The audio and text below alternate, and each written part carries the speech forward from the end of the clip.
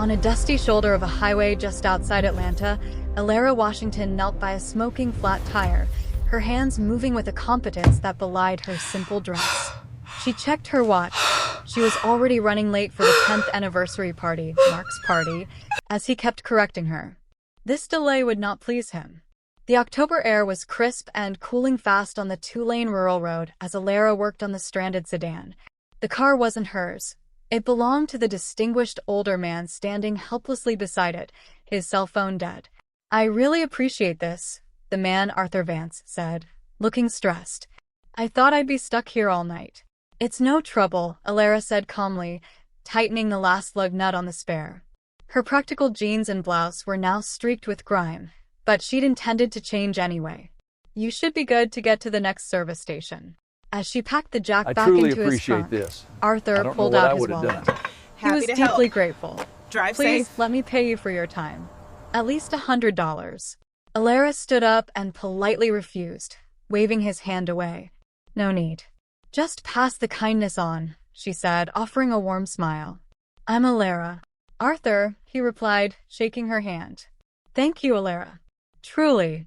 She nodded, got back into her own reliable, slightly older sedan, and drove off toward the frantic party preparations at her lavish Buckhead mansion. She rushed home and found her husband, Mark Thompson, waiting at the door. His face, usually slick and charismatic, was tight with annoyance. "You're late," he snapped, his eyes raking over her dusty clothes.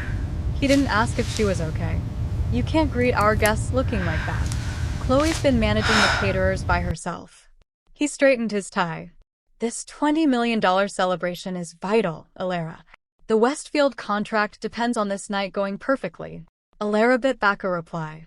As she headed up the grand staircase to change, Mark called out, "And Elara? Try to mingle. Look like you belong." Darling, The subtle cut stung more than a shout. Divine. Only the Standing best in for her Robert, designer you know? dress, a I dress heard the Mark Picasso picked, alone Elara costs more looks than in the the mirror, catering. feeling more like an employee than the 49% owner of the company. She hears the first doorbell ring.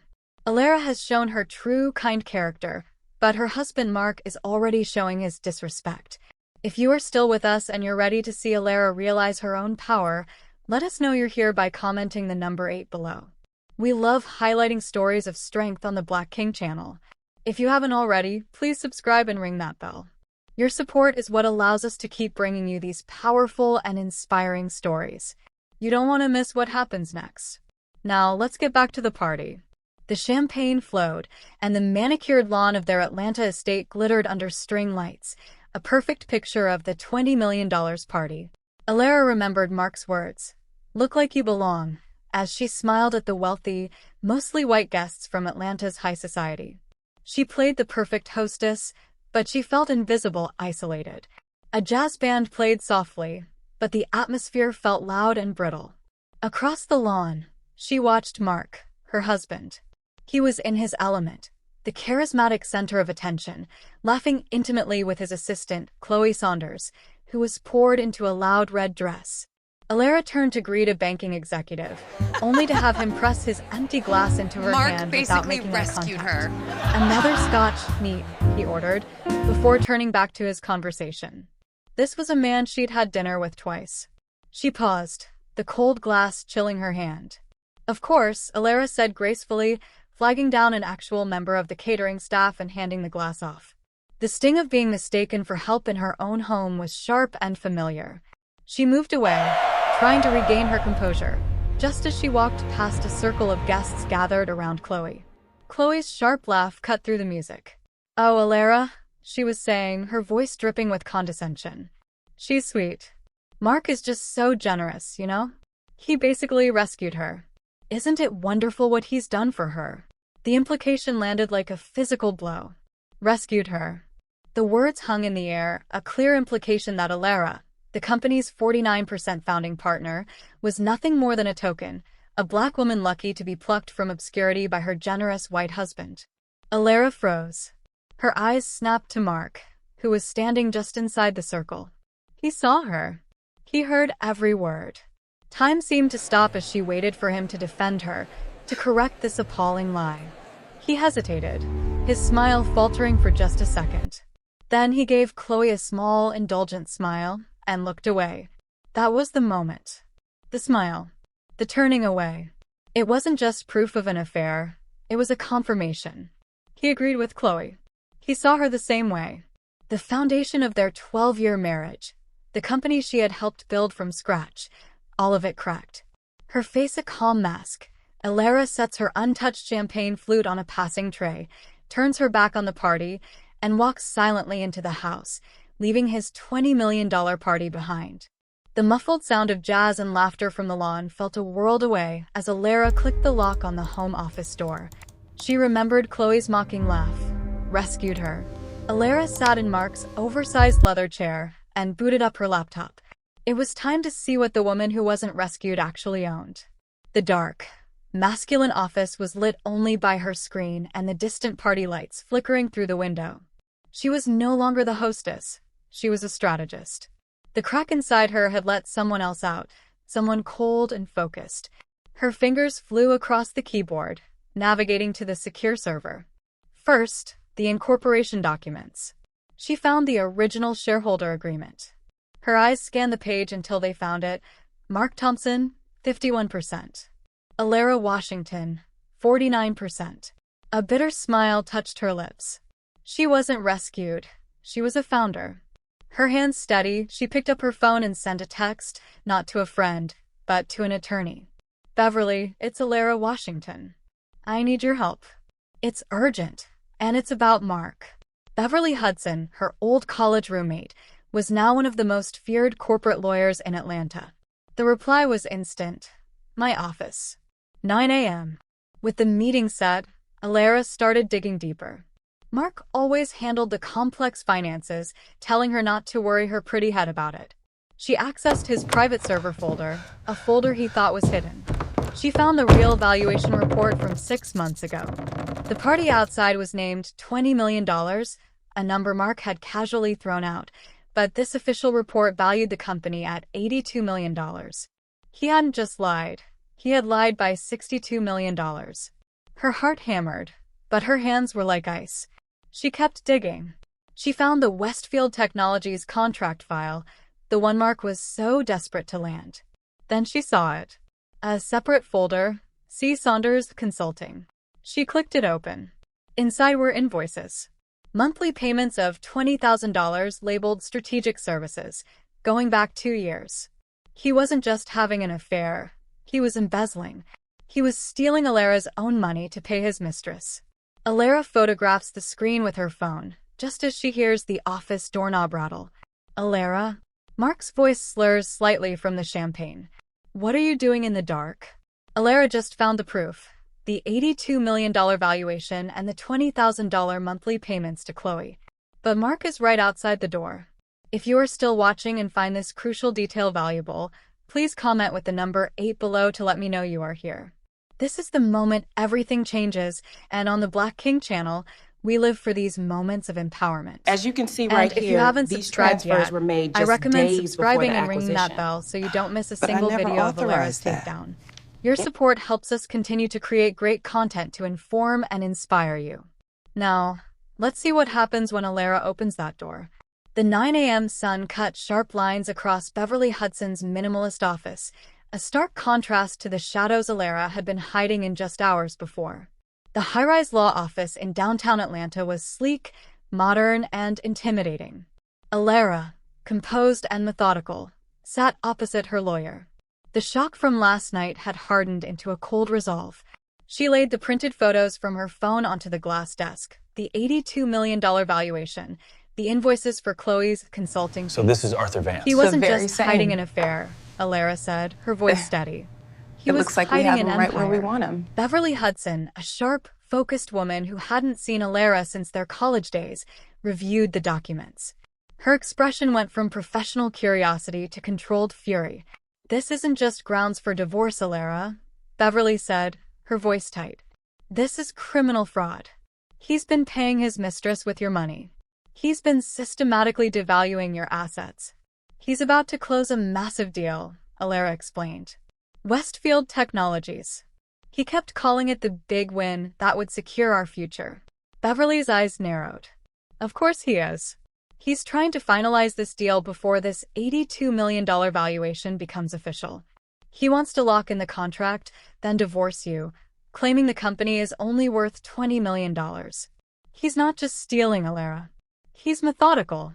I don't want the company, Elara stated, her voice flat. I don't want him. I want out. I want to sell my stake. Good, Beverly said, leaning forward. Because we're not going to let him. We won't sell to Mark. We sell to Westfield. Think about it. The new contract makes your 49% stake invaluable to them. It gives them control. Let's find out who their CEO is. Beverly turned to her computer and typed Westfield Technologies CEO. She clicked a link. A professional headshot appeared on the screen. A man in his 60s, distinguished, with kind eyes. It was Arthur Vance, the man from the side of the road. Elara stares at the screen. Beverly, she says, a slow, cold smile spreading across her face. I think I already have an appointment. Arthur Vance stood to greet Elara as she entered the Westfield boardroom, his smile professional but curious. Mrs. Washington? Your lawyer said it was urgent. How can I? He stopped, his eyes widening in recognition as Elara stepped fully into the light. Elara? Elara smiled, calm and confident, taking a seat at the massive table overlooking the city. Her lawyer, Beverly, sat beside her. Hello, Arthur. It seems I'm the one needing help this time. This was the moment. This was the culmination of the T1's promise. So she sold her stake. Arthur was stunned, connecting the dots with visible shock. You're that Elara? Elara Washington? Mark Thompson's wife. Elara met his gaze evenly. His 49% partner. The air in the room shifted. Arthur, a shrewd CEO, understood immediately that this was not a social call.